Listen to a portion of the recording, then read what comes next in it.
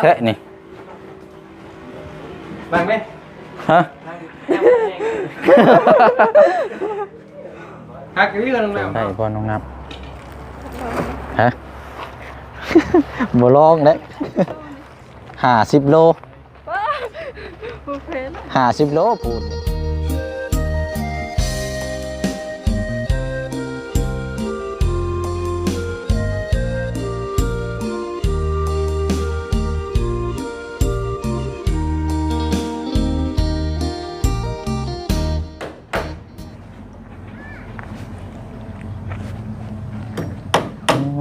ะ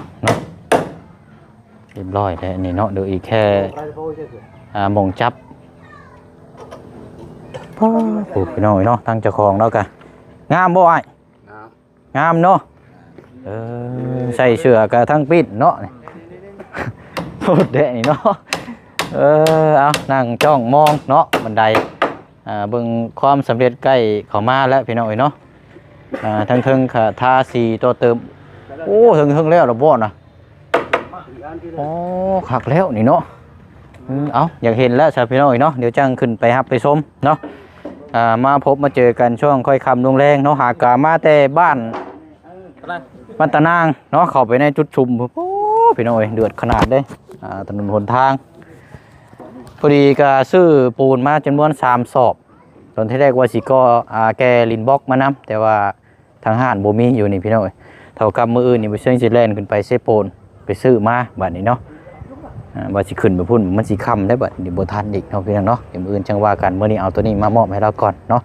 เดี๋ยวมื้ออื่นจังให้สร้างเพิ่นดำเนินการตัวนี้หรือว่าสิติดประตูจังได๋ก็ติดตามเบิ่งนํกันเนาะกราบสบายดีและสวัสดีพ่อแม่พี่น้องเบิดสุขุสุคนได้พี่น้องเด้อเนาะคือเก่าคือเดิมนี่แหละพี่น้องเนาะมาอัปเดตเวียกงานเนาะเฮามอบงานให้ตั้งสร้างแล้วก็มาติดตามเบิ่งนํกันจนแล้วจนทั่วคือบ่เสียงว่าอะไรพี่น้องเนาะเนาะก็ได้แล้วเนาะทางบันไดแต่ว่าประตูนี่ติพี่น้องไอ้บัดนี่มันแห้งเลยเนาะจะให้เพิ่นเอาไปเลี้ยงไว้แล้วบัดนี้เนาะเอาเลี้ยงไว้ซะหรือว่าเอาขึ้นไปเทิงซะเนาะ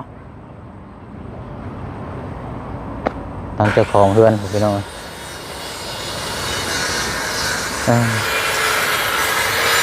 เดี๋ยวนี้ได้เนาะฮะมีแต่ว่าเอาบานและขึ้นไปเทิงต้องไปตัดอยู่เทิงมันว่าสร้างเขาเอาขึ้นไปไว้เทิงก็ได้เดี๋ยวน้อยสิเหยียบมันสิแตกมันผุพังสบายดีโอ้ยเอาเนาะมันกันแห้งเลยพี่น้องนี่เด้ใหญ่นาคักกิโลเนาะมันแบบว่ามันบวกหน้านี่เด้ปกตินี่เฮาสิมันเป็นตากะโลเนาะโอ้ยอันนี้บัดเฮ็ดหน้าเดียวลายเดียวเลยรถโอ้พิเศษดีเนาะเฮือนเรานี่เนาะอันนี้ทางบ่าวประธานป้องเพิ่นได้พี่น้องไอ้ซื้อมานี่มีแต่ว่าหั่นละหาหมองเลี้ยงไว้เนาะหาหมองเลี้ยงไว้พี่น้องนั่นให้มันแห้งได้เด็กน้อยเด่นเด่นบอกเพิ่นเด้อให้เพิ่นเอาอย่างมาขีดเขียนได้บ่แม่นกระดานโรงเรียนได้เนาะลายถ้วยมานี่โอ้ยบ่ได้ได้เนาะทางสร้างกำลังติดตั้งตัวนี้อยู่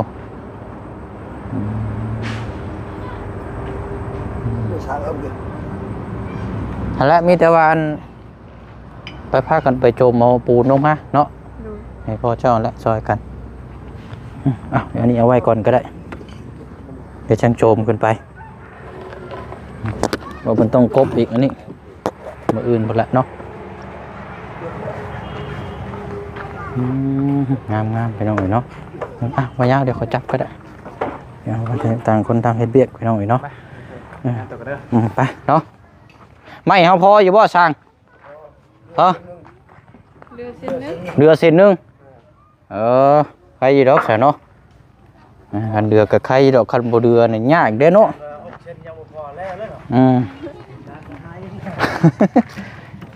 เดี๋ยวพ่อจะมาแล้วมาโจมปูนเดี๋ยวมื้อจะเอาอันดีดบล็อกมา ให้แล้วก็สร้างเพิ่นอันนี้เบิ่งน้ำกันว่าดินสังทรายให้น้ำอีกหาแนวห้องไว้ถามทั้งสร้างแล้วเอาลงใช้ปูนเนาะตารางคุณบ่อันนี้ไม่เนาะไม่ต่อที่ว่าบ่ได้ใช้อันแหละห้องก่อนเดี๋ยวเพิ่นก็ก่อแล้วเดี๋ยวนั่นแหละ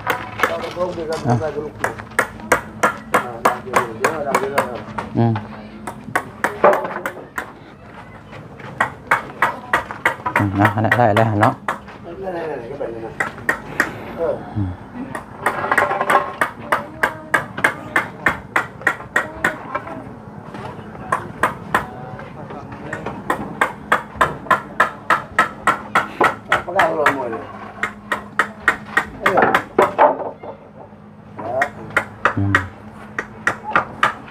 และ3 สอบนึงดอกได้อีกแล้ว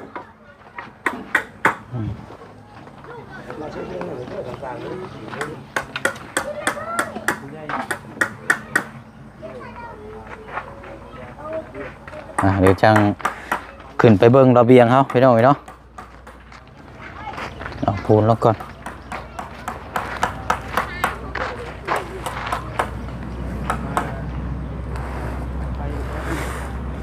โจมได้พ่อน้องนับฮะ บ่ลองเด้50 โล50 โลปูนนี่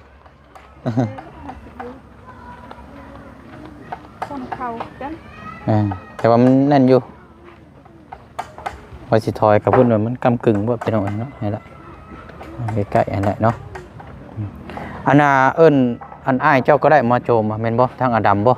เราอาบน้ำแล้วผู้นึงอีกได้ซะเพราะว่าพี่น้องถามมาหลายได้พี่น้องเนาะทั้งลูกบ่เคยเห็นลูกชายอยู่บ้านบ่เคยเห็นเฮ็ดเวียกซอยน้ำว่าซั่นส่วนหลายมีแต่น้องน้ำอยู่ดูแลคันว่ามีอย่างเพิ่มเติมก็บอกทั้งพี่น้องนำเลยเด้อมีอย่างเวียนงานก็ให้ซอยกันนั่นแหละมันเฮือนซานเนาะอยู่โฮมตัวน้ำกันพี่น้องเลย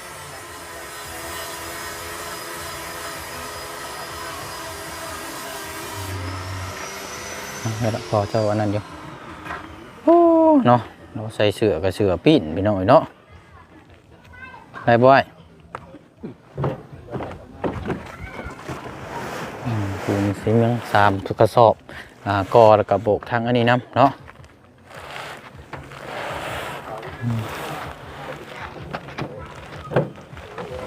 โอเคบัดนี้ขึ้นไปเบิ่งทางระเบียงเขาก่อนอยู่เทิงโอ้เดือดมากบัดนี้เทะนี่โอ้นี่เลยพี่น้องเนาะโอ้ยงามแล้วนี่กะเนาะคักแล้วคณะวาสีเขาเดือจังว่าให้เพิ่นลงเสาน้ำเนาะมันจังอันนี้กำลังเฮ็ดเสาอยู่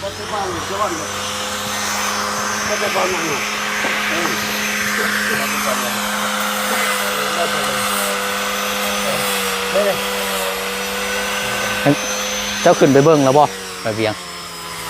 ท่านไม่ขึ้นไปบ่ขึ้นไปแล้วขึ้นกระเป๋าเหล่าจริงอ๋อ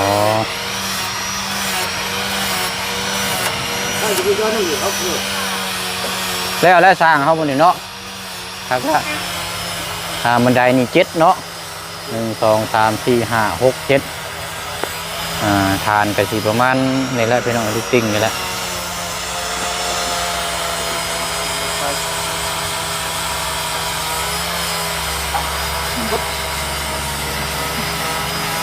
ไปจับกล้องนะครับ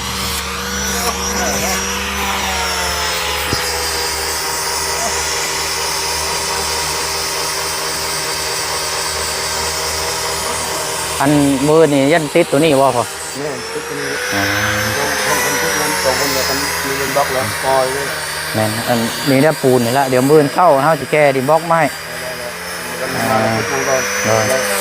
เป็นตัวนี้ไปก้อนก็ได้ช่วยกันตัวนี้ไปก้อนเนาะแต่ทางนั้นนั่นกับแบ่งกันมาก่อตัวนี้น้ำเนาะ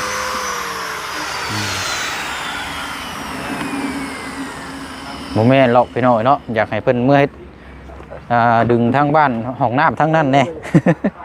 ขอบคุณหน้าแน่ตั้งแต่มาซื้อตู้มามอบให้น้องเพิ่นกับ่ได้เข้ายังบ่ทันได้เข้าไปหาเลยพี่น้องโอ้เนาะโอ้ฐานนี่พี่ได้นี่เนาะฐานนี่สิประมาณนี้เนาะบันได3บ่ฐานใหญ่บันไดนี่ใหญ่เอาตรงขึ้นไปพี่เลยเนาะ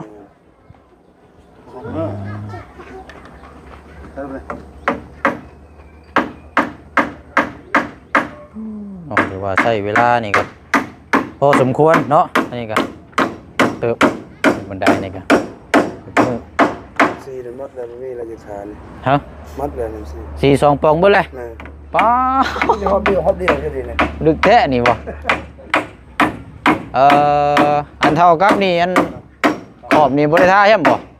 เราว่าชื่อชีอะไรบ่ขอบนี่เป็นกบนี่เราทำกินนี่สีตัวไรทำ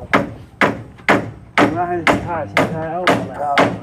ตัดขอบขาวนะบ่แดงขอบขาวก็งามอยู่ได้อยู่ได้อยู่ปองน้อยนึงเนาะ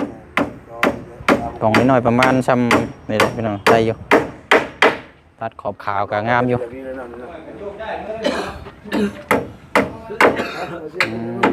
โดย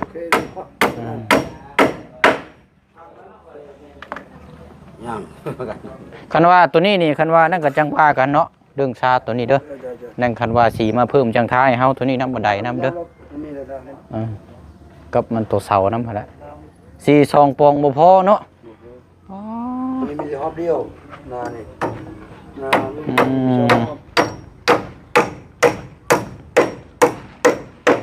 ก็เอาในช่องไว้วางไว้เบิกซะเฮาขึ้นเบิ่งกันเด้ออึ๊บอ่ะโอ้เนาะมาขึ้นมาพี่ก็ได้พี่น้องมาเบิ่งน้ำกันอันนี้ยังบ่ทันได้ทาเนาะสีเบิดก่อนใช่น่ะโอ้สบายดีบ่ยาวเด้อสบายดีโอ้ยเนาะเอาพี่น้องเนาะโอ้แท้นี่นั่งไหมฮะฮักนี่ก็โรงแรมเนาะแม่นว่าถามบ่ยาวนี่ความที่เห็นมาเบิ่งนำกันนี่เป็นจังได๋ระเบียงตัวนี้คักข่อยงามเนาะถ้าว่าสิคักอีกบ่มีโต๊ะหมู่นี้อีกบ่แล้วแต่ว่าสิคักอีกแม่โต๊ะนั่งบ่วางเนาะแม่นพอแล้วพอแล้วบ่เพราะเอางานตัวนี้นะแบบว่าทีมงานเห็นดีนำบ่หรือว่านั่นงานพอเราทนโตค่อยมาเนาะประมาณเขานั่งนะตัวนี้เฮาก็ดึงขึ้นมานี่เด้นี่เนาะพอบ่ได้ตกเนาะเฮาดึงขึ้นมานี่ก็งามเนาะโอ้ยาวมากเลยมากถ้าว่าเสียงคักร้อยหน่อยแล้วอ้อมโตอีกนี่นั่งเหมือนนี่มาเบิ่งใกล้ๆล้มผู้ว่าวเหมือนนี่บ่มีผู้ว่าวบ่มีบ่บ่มีอันผู้ว่าวมานั่งนี่ติอันเอาน้ำตั้งบ่บ่มีผู้ว่าวเว้าเรื่องผู้ว่าวจน7 ชั่วโมงเหล่าคันมีใครโดยเนาะเอาเนาะพี่น้องเบิ่งฝีมืออันใส่ตัวนี้ให้น้ำเด้อช่างเด้อสังตีนน้ำตัวนี้เนี่ยเนาะเวลาเฮามองมาเนี่ยมันอันนี้ใส่จักคันว่านั่นก็จักเที่ยวนึงก็ได้เนาะเลือดเท่านี้แล้วสิเดือแต่ซำนี้บ่บ่เป็นหยังเน้นตัวนี้ให้นี่เด้อไปสิเอาตัวนี้ก่อนโดยเน้นตัวนี้ได้สิเดือนนี่ปล่อยก่อนก็ได้เพราะว่าเฮาเน้นตัวนี้พี่น้องจะให้อันนี้เนาะเพราะว่าจุดประสงค์ก็คือทั้งอันผู้ใหญ่เพิ่นตัวนี้นะอยากให้เน้นตัวนี้ให้มัน 100% เนาะโอ้งามนี่โลนี่เนาะบ่ต้องย่านแบบนี้เนาะบ่ต้องย่านว่าตกสิเป็กมาอยากโดดเองเลยคันว่าตกนี่ก็ถือว่าอันอยากเสนอเองเนาะแม่นนี่เฮานั่งนี่คันว่ามันแห้งนี่สินั่งให้เบิ่งอยู่พี่น้องนั่งแล้วก็เฮาเอานั่งสิเนาะโอ้งามเนาะคักนี่ดอนี่เอาเนาะเรียบร้อยแล้วมื้อจังมาเก็บงานจังอื่นก็จังว่าอันนี้เพิ่นบัดนี้สร้างเพิ่นกำลังตายโอ้ฮ้อนเนาะช่างเนาะฮ้อนแห้ง2มื้อมานี่ จนมืดพุ่นนะพี่น้องพอคันเรื่องสีนี่คันว่าไม้คันบ่งามเนี่ยเฮาทากับบ่ได้ขึ้นได้สร้างเนาะมันเป็นน้ำเกี่ยวกับไม้เนี่ยเพราะว่าไม้นี่ก็เฮาลงสีเนี่ยมันขึ้นเงาเลยนี่เนาะมันเดือมปุบเลยบ่ได้หาแนวปิดบ่น่ะจมูกน่ะเพราะแบบนี้เลยมันชินเนี่ยเนาะคันว่าเวลามื้อนอนอยู่เฮือนอย่างสิบ่ได้เมาบ่ได้หยังบ่ยันว่าบางคนเคยผ่านเลยเคยถ่ายที่นั่นเลยเคยผ่านกับบันไดจ้ะบางคนก็ฮากบางคนก็เจียนได้เนาะบ่ได้ถึกได้อันนี้ทาเสาได้เนาะทาเสาตัวนี้แล้วก็ไล่มาตัวนี้ก็แม่นว่าโอเคแล้วบัดนี้เนาะเอาพี่น้องเนาะเรียกตัวนี้เฮาก็ถือว่าเท่ากับสำเร็จแล้วบัดนี้เนาะระเบียงตัวนี้งามเดี๋ยวจะเก็บตกตัวนี้คันว่าเรื่องต่อบันไดเนี่ยก็จังว่านํกันอีกเทื่อนึงเนาะว่างนกับบ่เชียงก็สิซื้อมาเพิ่มอีกปองนึงท่าบันไดกับตัวนั้นให้แล้วเลยกับลงเสาตัวนี้เนาะอีกปองนึงน่าจะพอดีพี่น้องแต่ว่าอันหน้าต่างนี่นั่นใช้ตัดขอบคาวซั่นบ่น้องนับเราให้ใช้คำตัดขอบคาวนี่ก็งามอยู่เพราะว่ามันเป็นสีขาวแล้วก็แดงเลยเนาะตัดอยู่ก็งามอยู่พี่น้องได้อยู่เลื่อมคักดิโลดิโน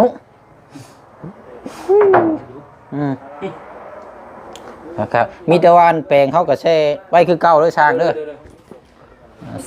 แช่ไว้เนาะคือเก่าเอาโอเคเดี๋ยวเชียงจับกล้องมาทางน้องน้ำนั่งเบิ่งอยู่ฮะนั่งโชว์อยู่ฮะบ่นั่งเลยยังบ่แห้งให้นั่งบ่นั่งเอาเนาะปกตินี่คือเขาเห็นตามแบบทั่วไปนี่มันจะตัวนี้นี่มันจะดึงออกมาพี่น้องแต่ว่านี่เขาเอาตรงเลยเนาะนี่ก็ได้อยู่นี่เขาดึงออกมาความสูงความต่ำนี่50 เซนเนาะพอดีนี่เลยโอ้งามพี่น้องเนาะเห็นว่าเขาเจ้าทาสีตีนตัวนั้นเนี่ยมันไล่มาพี่เนาะ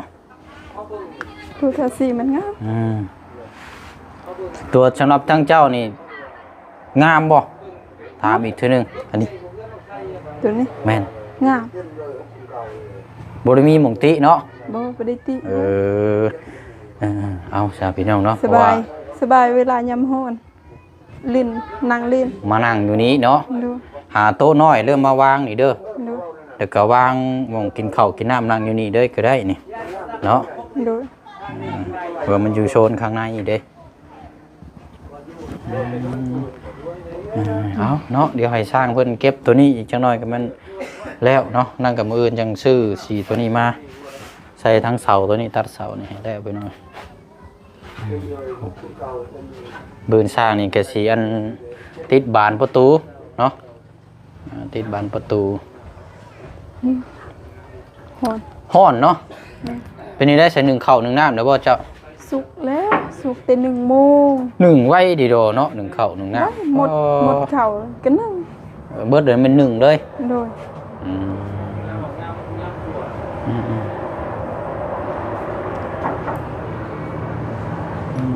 เนาะพี่น้องเราเห็นความสวยความงามแบบนี้ก็ภูมิใจแล้วพี่น้องเนาะพองานออกมางามครับคันโบท่าสีนี่ก็บ่งามไหมเนาะมันก็ไปอีกนิดนึงได้แม่นท่าสีงามเดี๋ยวสีนี่มันคุมได้พี่น้องเนาะเขาบอกสีขาวดึงงามเลยเนาะอันตอนนั้นแล้วมีแต่ว่าพยายามยันว่าทั้งน้องๆเด้อโดยมันเป็นวงกบบานประตูหน้าต่างยันเพิ่นเอาอย่างมาขีดเขียนเนาะเห็นกับบอกทั้งน้องๆเพิ่นได้ว่ายันมันเป็นห้อยเป็นหยังเขาทาแล้วได้คันว่าบ่เก็บก็มากับพอดีจังสร้างเพิ่นเก็บขึ้นมาในบื้นก็ให้เพิ่นมาติดตั้งเนาะจังเขามาเบิ่งน้ำกันนะปูนนี่ก็มา3 ลูกพี่น้องเนาะตามที่สร้างเพิ่นบอกมาสอบละ80,000 กีบเนาะโอเคมาเองเนาะก็240,000 กีบเดี๋ยวบื้นจังว่ากันเรื่องดินบล็อกหรือว่าเรื่องทรายเบิ่งกันว่าสิเป็นจังใดเนาะว่าจังคุยน้ำกันเอานั่งลงเนาะน้องน้ำยังบ่แห้งลืมได้นี่เนาะ ให้นั่งยังบ่แห้งก็ให้นั่งมือเอาเฮาสินั่งเฮาสินอนเลย เอาซะเนาะ แม่มื้อนี้ยังบ่แห้ง มื้อนี้ยังบ่แห้งเนาะลืมเด้พี่น้องเอ้ยเนาะให้ค่อยนั่งอยู่นี่นั่งได้อยู่ นั่งนี่ก่อนก็ได้ซะเนาะว่าสิได้เข้าไปหาทางน้องน้อยนำอยู่บ้านพุ่นล่ะไปเยี่ยมยามเลยอีกก่อนอันนั้นก็ตัวเป็นไข้น้องน้อย หลายเลยคนเป็นไข้ แม่นทางอันนี้ได้สาวเพชรได้ถามอีก เศร้า ก่อน แล้ว เศร้าแล้วบ่ โดยเศร้าแล้วข่อยไปเบิ่ง ลุกได้เลย โดย ไข้อยู่ซะเนาะไข้หวัดใหญ่เด้น้อง แม่น ไข้หวัดใหญ่ไข้ระบาดช่วงนี้ก็อากาศมันร้อนมันเอาเสียได้พี่น้อยมันเปลี่ยนแปลงตลอดมันบ่ได้อยู่หม่องเก่า มือหนาวมือร้อน แม่นั่นแหละเนาะเอาเนาะเฮาเบิ่งอัปเดตมาเบิ่งความสวยความงามกันแล้วก็โอ้ยคักแล้วบัดนี้พี่น้องเนาะรับรองเนาะเน้นหนาถาวรนอกจากจะคันว่าเอาไม้มาทุบเท่านั้นยังสิมันสิหลุดคักๆไปหน่อยเนาะป้าซะเนาะมีแต่ว่าหั่นแหละแล้วมื้ออื่นจังว่ากันพี่น้อยเวียกงานเข้ามาคือค่ำลงแรงเพราะว่าหากมาแต่บ้านพุ่นแหละจังจุดซุ่มบ่ไกลอยู่ บ้านยัง บ้านกระนางบ่แม่นบ่ แม่บ้านตะมา หมู่บ้านประมาณ10หลังคานี่แหละ โดย บ่ได้หลายหรอกเจ้าก็เคยเข้าไปบ่ บ่เคยไป แต่ว่าเคยได้ยินอยู่บ่ เคยได้ยินคือกันเขาเว้าเขาไปทางบ้านพะหลองนั่นแม่ นี่ได้ก็จุดชุมนี่เลยหมู่เดียวครัวนี่เด้ เนาะ ไปก็บ่ยาวไปมีอีกเคสหนึงได้อยู่หั่นเป็นซอย ลายคือกัน ฮะ ลายคือกันคน โอ้ยังโหดกว่าแถวนี้อีก แต่ว่ามันสัญญาณบ่ได้มีได้คันเข้าไปหั่นน่ะสัญญาณโทรศัพท์ตัดจากโลกภายนอกโดยไรติดต่อบ่ได้โดยไรเป็นไหนเป็นนี่มานี่ก็แม่นจบโดยไร แม่น ยากอยู่หั่นน่ะนอกจากพบเจอพี่น้องเพิ่นขี่รถขี่ล่างจังซี่อันนี้คือเป็นนั่นเป็นนี่นะสัญญาณบ่ค่อยมีอยู่หั่นน่ะเนาะเอ้า ไก่ ซะเนาะ ไก่คือกัน ฮะ ไก่คือกัน 20กิโลเอาไป ว้าว เดี๋ยวลืม ทางโค้งแล้วก็เนินสั้นอีกได้ แม่ มันไปตามภูเด้ทางแต่ทางก็แคบอีก มันเค ระ ย วัง ไป ก็ยาก ได้ยินอยู่เขาเว้า กันบนนักก็ไปเอาคิวเลยได้บัดนี้เนาะเดี๋ยวเอาเลยเนาะเดี๋ยวมื้ออื่นจังว่าการเดี๋ยวเอาสีมาเพิ่มอีกปองนึง แล้วก็จังว่าอันตัวนี้เด้อพี่น้อยแล้วก็แม่นมอบหยังให้ทางสร้างเพิ่นเลยแล้วก็เวียงงานตัวอื่นก็จังว่ากันอีกเนาะเอามีแต่ว่าคือเก่าเด้อน้องน้ำเด้อ โดย ทุกครั้งที่มีการมอบเนาะต้องให้ทางผู้เจ้าของเพิ่นซ่านนี่แหละเนาะลงมือฝากขอบคุณทางผู้ใหญ่ โดย เนาะอันนี้ก็ทางพ่อสมหวังเด้อน้องเด้อเป็นปู่ที่อ้ายมามอบให้นี่เด้อต่อเติมบ้านเฮือนซ่านเนาะเนาะบ่หวังทางแม่เพ็ญประภาเนาะ ขอบใจทั้งแม่ทั้งทั้งพ่อเด้อที่สดซอยดองน้ำขอให้อยู่ดีมีแห้งขอให้ร่ำขอให้รวยพัฒนาสิ่งใดขอให้ได้สิ่งนั้นความเจ็บบ่ให้มีความไข้บ่ให้ได้เด้อสาธุและขอบใจทั้งบ่าวเสียงนำเด้อขอให้อยู่ดีมีแห้งขอให้ร่ำขอให้รวยพัฒนาสิ่งใดขอให้ได้สิ่งนั้นความเจ็บบ่ให้มีความไข้อย่าให้ได้เด้อสาธุ เอาอะไรเนาะซะเด้อผู้เชิงเดินทางก่อนจังว่ากันเนาะเอาของไม้แน่บัดนี้เนาะสร้างเฮาก็เก็บอุปกรณ์น่ะเนาะเข้าบ้านเข้าซองแล้วบัดนี้กันเบิ่นมือแล้วก็งามไปหน่อยเนาะเดือดมากๆครับพี่โดนี่เนาะบัดนี้เนาะตัวเดินทางก่อนบัดนี้พี่น้อยเนาะเดี๋ยวว่าจังคุยน้ำกันเนาะเอาเนาะคลิปนี้ก็ต้องขอบใจขอบบุญขอบคุณคือเก่าคือเดิมเด้อเนาะทางพอสมหวังแล้วก็ทางแม่เพ็ญประภาพร้อมครอบครัวเนาะขอให้อยู่ดีมีแห้งสุขกายสุขใจปรารถนาสิ่งใดก็ขอให้ได้สมมุ่งมั่นปรารถนาเนาะเวียงงานตัวนี้กับท่าสีนี่ก็เดี๋ยวจังมื้ออื่นจังว่ากันเนาะพร้อมบิ๊บซีพ่อแม่พี่น้องเข้ามาส้มเป็นกำลังใจให้คือเก่าคือเดิมเด้อพี่น้องเด้อเนาะบ๊ายบายเด้อพี่น้องเด้อคลิปนี้เนาะสบายดี